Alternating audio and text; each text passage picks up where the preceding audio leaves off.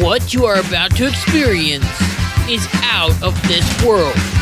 Politics, history, and of course, a lot of entertainment. It's time to rock it with the Docket.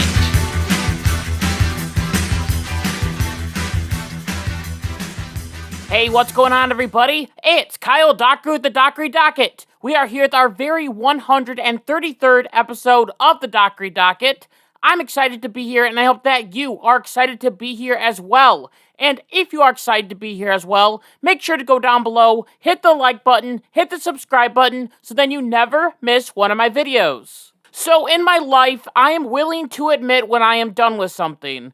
And for this situation right now that we are going through, I am done talking about Donald Trump getting indicted. Because it just never stops. Over and over and over again, Trump just keeps on getting indicted. And if there is something in this world that I hate more than anything, it is political corruption and people thinking that because we live in the United States of America, nothing like political corruption could ever happen to us. There would never be a situation where one party is using their DOJ to go after another party. That would be against political norms. There is no way that the FBI would indict a former president. That's never happened before. What? There is no way that a state can take off a political candidate on a ballot. That would be anti-democratic. There is no way that they're going to lock up a former president. That's just ridiculous. That's a conspiracy theory. This was a domino effect, and each domino just kept on getting bigger and bigger when it came to Donald Trump and his legal troubles. Remember where this all started. The lie that claimed Trump was a Russian agent was mild, and then they impeached him over a phone call, which was absolutely nothing, and then they impeached him for inciting an insurrection, which was a lot bigger than the whole fake Russian thing. And thinking about all of these different indictments that have happened with Donald Trump, the first one was money to a porn star. No big deal. Then it turned into the document scandal, which is a bigger deal, but Trump had a good defense. And then we have January 6th, and now we have this idea that Donald Trump tried to illegally change the election results in Georgia. Donald Trump broke these people so much that they just can't stop indicting him. And no, I'm not adding more verses to the They Will Indict the Donald song. But going deeper into this whole Georgia mess, on August 14th, an indictment showed up on the Fulton County website, which showed that Trump is facing 13 counts, including violating anti-racketeering laws, conspiracy, false statements, which apparently aren't protected under the First Amendment, I guess, and asking a public official to violate their oath of office. So after 4 hours, the Fulton County's clerk office came out and said that there was a fictitious document that has been circulated around online and reported by various media outlets. However, this was the real docket. This was the real list of crimes that they were going to charge Trump with, and it was written and released before the jury confirmed and approved all of these different charges. So they already had the docket written out. They already knew what they were going to charge Trump with before the grand jury even met to approve them. This idea that it was a fake docket was also disproved by Che Alexander, who came out and claimed that she was the one that accidentally hit send instead of save. She also claimed that it didn't sway the jury, but Trump's team came out and claimed that it could not have been a simple administrative mistake, but that the release showed the prosecutor's office did not have respect for the integrity of the grand jury process. Now, I am willing to believe that this Georgia person did this on purpose to release all of this to the public. So after that whole debacle, it was then approved by the grand jury, and Trump was officially charged in the state of Georgia along with 18 other of his associates. Apparently, Trump is being charged with RICO charges, also known as racketeering, which was first put into law because different mob leaders weren't getting arrested because they had other people do their crimes. The mob bosses didn't kill anyone, it was that Billy guy over there, but the mob boss told Billy to kill him. Does that make sense? But they are treating Donald Trump like a mob boss. And in this case, according to CBC News, the prosecutors have to prove beyond a reasonable doubt that there was an enterprise, which can range from a corporation to an informal group of individuals who undertake criminal actions as part of a shared goal. So the state of Georgia is saying that Trump and his team of lawyers were going into Georgia with the shared goal of changing the outcome of the election. Now, to change the results of an election, Trump and his team must have been doing some very shady things in Georgia. Along with that, the indictment has loads of evidence of Trump and his team doing things that push this conspiracy, that the election was rigged. Let's go over some of those now. As in the indictment, Act 6 states, on or about the 21st day of November 2020, Mark Meadows sent a text message to United States Representative Scott Perry from Pennsylvania and stated, "Can you send me the number for the Speaker and the leader of Pennsylvania legislature? POTUS wants to chat with them." This was an overt act to furtherance of the conspiracy. Wait. Hold on. Mark Meadows asking for a phone number is now a criminal conspiracy? What about Act 22, which claims that Trump tweeting, "Georgia hearing now on American News Network, amazing." And then the indictment reads that this was an overt act to furtherance of the conspiracy. So Trump telling people to watch TV is now a part of a conspiracy. This is just ridiculous. And then Mayor Rudy Giuliani got caught telling people to call their representatives. As Act 38 of this indictment states, on or about the 7th day of December 2020, Rudy Giuliani tweeted, "Georgia Patriot called to action. Today is the day we need to call your state senator and House reps and ask them to sign the petition for a special session. We must have free and fair elections in Georgia. This is our only path to ensuring every legal vote is counted." And then the indictment read that this was an overt act to furtherance of the conspiracy. That's right, calling or telling people to call their state representatives is now a weird conspiracy. This goes on, and as you can tell, this is absolutely ridiculous, and I'm done with this. I'm absolutely sick of these strange charges coming out. As Act 57 claims that David Schaefer wanted to reserve some rooms, which was an act to push the conspiracy. Donald Trump tweeted that he wants there to be signature verification, and that is now pushing a conspiracy. Along with that, it was a part of a conspiracy for Trump to call up 2 Georgia senators. Listen, they are trying so hard to go after Trump that even his tweets that say, "Hey, go watch the news, it should be really interesting what they say," is promoting a conspiracy to a crime. These people think you are stupid, but you aren't. If you read the indictment, you know that it is full of crap like this, and it isn't even worth the paper that it's written on. And then looking at the lawyers and the crimes that they are being pushed with just makes this whole case more ridiculous and makes me want to throw it out even more. As Jana Ellis, one of Trump's lawyers, is being charged in this case because the lawyer appeared with Rudy Giuliani on a December 3rd, 2020 hearing hosted by state Republican lawmakers at the Georgia Capitol, where false allegations of election fraud were made. Man, she deserves to be in prison for the rest of her life. How dare she just stand there next to Rudy Giuliani? Along with that, she also wrote 2 legal memos to Trump and his attorney advising that Pence should disregard certified electoral college votes from Georgia and other purported contested states. Other Trump lawyers were charged with this as well. Ray Smith was involved in multiple lawsuits challenging the results of the 2020 election in Georgia. He also gathered witnesses to provide testimony before Georgia Legislative Committee hearings held in December 2020 on alleged issues with the state's election. Now he is indicted for these crimes. Robert Chaley is being indicted for presenting video clips to legislators of election workers at the State Farm Arena in Atlanta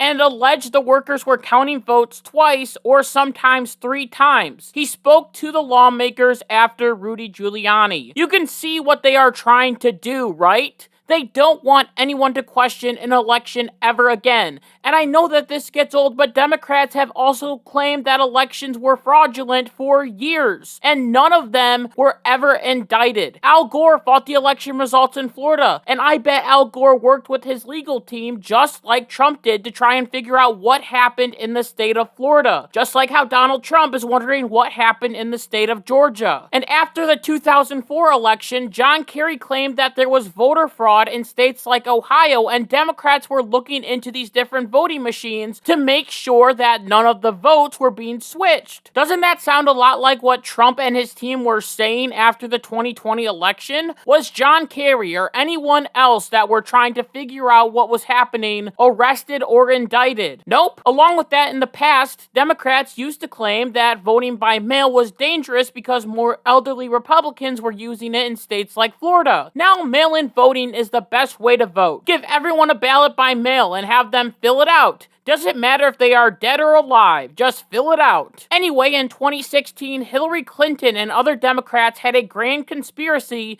that Donald Trump was working with the Russians to steal the 2016 election. Did they have evidence? Nope. But did they still push this idea for years? Yep, they sure did. And it consumed Trump's presidency. And now we are finding out that all of it was fake. Oops, no big deal. No one needs to go to jail. Apparently, Trump and his team don't have the First Amendment right that the Democrats had when they decided to question their election results. Along with that, they are trying to do something else with Donald Trump. They want to make sure that Donald Trump can't have any legal counsel at all, as they are trying to arrest his lawyers. Who on earth would want to work with Donald Trump if they knew they were going to be thrown in jail just for the simple crime of giving him legal advice, which they have the right to do, even if it's wrong? Like I said in the past, I believe that there was some shady things that happened in the 2020 election, but I don't think it could have changed the results of the election. But guess what?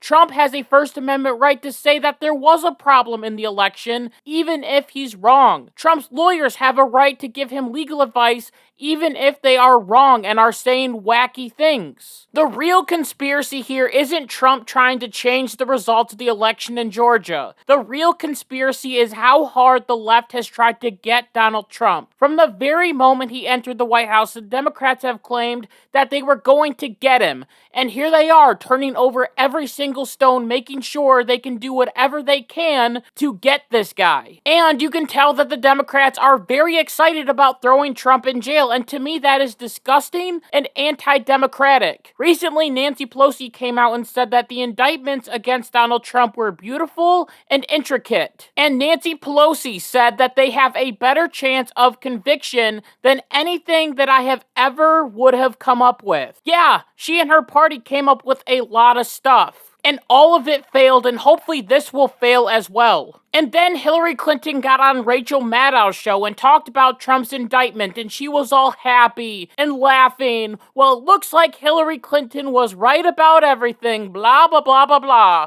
And then she was talking about our democracy like she never questioned an election. 2016, she questioned the election. And her party claimed that Donald Trump was a Russian spy. But no. Sweep that right underneath the rug. Hillary Clinton is beautiful, wonderful, and brave. I am so done with these stupid people. And then the more we look into Joe Biden for being a corrupt politician, more indictments come out for Donald Trump. And this is a very strange thing. Like, is it just a coincidence, or is DC trying to cover up Joe Biden's crimes? Like, for example, when the House of Representatives were looking at Joe Biden's classified documents, Trump was indicted by Alvin Bragg in New York. Then in June, the FBI released documents alleging that Biden received a $10 million bribe from Burisma. That same month, Jack Smith indicted Trump in Florida. Then in July, Hunter Biden's plea deal was rightfully ejected. And then in that same exact month, Jack Smith added more charges to Donald Trump. Then in this month of August, the House heard testimony claiming that Joe Biden lied about his business dealings with his son Hunter.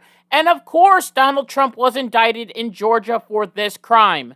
Now, I'm not a conspiracy theorist, but it seems like they are trying to cover up Joe Biden's crimes with these Trump allegations to block Biden's activity from making big waves in the news. The media and the Democrats want you to focus on Trump, not Biden. Then another problem is I don't believe that Donald Trump will get a fair trial anywhere he goes. They are charging him in a blue part of Georgia with a Democratic judge. They have also charged him in Washington, D.C., where you can't find a Republican if you tried. And they also charged him in New York, which is a Democratic state. Along with that, everyone already has their own opinion on Donald Trump, and more than likely, that won't change. So the next step for Donald Trump in this whole process is to go down to Georgia and turn himself in. There, he will be fingerprinted, and according to the sheriff, he will get his mugshot, which will be released and give Trump millions of dollars in campaign revenue. Heck, I will buy a shirt that has Trump's mugshot on it. Then, more than likely, he will be released from jail on bond, and then he will be able to go on his way until his court date. Then, I think in the future, Trump will more than likely be charged in one of these different indictments, and he will more than likely have to go to jail, which will once again be the Democrats escalating things, but the escalation will just get higher. As after Trump is thrown in jail, there will be swing states like Michigan, Pennsylvania, Wisconsin, and others that will try to get Trump's name off the ballot. And the Republicans should leave that up to Democrats to decide. The Democrats can simply claim that Trump is our nominee, no matter what. And if you remove Trump, that means you are removing all Republicans. There is no backup in these different states. Like in Michigan, they can't say, oh, instead of Trump, we're putting Ron DeSantis. They can't do that because he would be out of the race, and that would cause a split ticket. Removing Trump from the ballot will cause average Americans to see what the Democrats are actually doing. Imagine you haven't heard anything about this whole Trump situation, and you go to the polls, and under the president slot, it just says Joe Biden with no option for a Republican. People are going to get upset and angry and wonder why Trump isn't on the ballot. And then the faith in the electoral system will drop because average Americans can see what the Democrats are doing. There will once again be claims of a rigged election by Joe Biden and the Democrats, and this time it would make a lot more sense because they purposely targeted Trump and got him off the ballot. This would reveal that the only way that the Democrats can win is by getting Trump off the ballot, and this is something that is anti-democratic and a threat to our democracy that Democrats claim to care so much about, but it is all a lie. All that they want is for Trump to be stopped, so then they can have total power. I still can't believe how much the 2016 election broke these different Democrats. It broke them so much that they are willing to destroy the democracy that they claim to care so much about. Donald Trump caused such a threat to democracy, so we must destroy democracy. It just doesn't make sense, and it's hard to even wrap my head around. It is something that I thought I would never see in America. The left is trying to arrest their political rival and keep that person off the ballot. This is something that they do in third world countries or dictatorships, not in America. And it was funny because there was a recent tweet from Secretary of State Anthony Blinken that said, the United States strongly condemns Russia's conviction of the opposition leader, whose name I cannot pronounce, on politically motivated charges. The Kremlin cannot silence the truth, and Vladimir Putin's opposition should be released. Anthony Blinken and the rest of the Joe Biden administration, do you own a mirror? You are acting like the Russians going after Trump. You look like you are interfering in an election. But they will claim that they are doing it to protect our very democracy. The Democrats and the radical left don't understand what they are doing in this situation. They are opening up a Pandora's box that can't be closed. The next Republican that comes into office will go after their political opponents. And then after that, a Democrat will come in and go after their political opponents. There will be no peace, and it will all be the Democrats' fault. Now, to avoid all of this craziness, the Republicans could take another path. They could say, hey, Donald Trump is in jail, so we really need to pick a different candidate to beat Joe Biden, so then the Republicans can try and pardon Trump. Yes, that would be harder to do in Georgia, but they will be the president, so it could be interesting. They could have a legal right to do that. Here's the thing. No matter who the Republicans put in, the Democrats will claim that they are worse than Donald Trump. They have already done this with Ron DeSantis, and they will do it with Ramaswamy too. Name a Republican and they will do it to that person. I could already hear the media claiming that Ramaswamy is the Hindu face of white supremacy. These Democrats are a joke, and they will lie and cheat their way into power, even if that means being undemocratic. The Democrats are desperate because we, the conservatives, are winning the culture war right now. It may not seem like we are, but we are winning. As according to a recent survey, 12th grade boys are becoming more conservative. And guess what? They will more than likely vote for Donald Trump when they are able to vote. Along with that, songs like Rich Men North of Richmond are hitting #1 on the Billboard Top 100 chart. Movies like Sound of Freedom are passing Indiana Jones. Bud Light has lost market value. Target has lost value. And companies are getting rid of their CRT training. Right now, the left is scared. They're losing their grip on society, so the only way they can save it is by claiming that Trump is a criminal, by taking him off the ballot and by throwing him in jail. Guess what? If they do that, it won't make us weaker. It'll make the conservative movement stronger. And this leads to the bigger point. Sometimes in politics, there are situations that consume me, and I will continuously think about different scenarios that can happen. A lot of the times, I want to just say, I'm done with all this crap, because the situation seems hopeless. Right now in this country, we are at a crossroads. We can either say, I'm done. I don't want to worry about Trump getting indicted or going to jail. That doesn't affect me. Or we can start saying, I am done with these corrupt politicians going after Donald Trump, and they need to be the ones that are getting kicked out, and I will be voting for Donald Trump. And we also should say that we are done watching these woke movies, and that we would rather watch movies like Sound of Freedom. We should also be saying that we are done with all this popular music crap that talks about sex and drugs all the time. Instead, we should be listening to Rich Men North of Richmond. We are in a dark place right now, and it seems like it is never ending. But if we don't give up and don't quit, in the end, we will win. So I am done with these politicians and the lies and the manipulation, but I am not done fighting for what's right. And with that, I just want to thank you so much for listening to this episode of the Dockery Docket. And until next time, like my mom always says, be good, be kind, be loving, goodbye.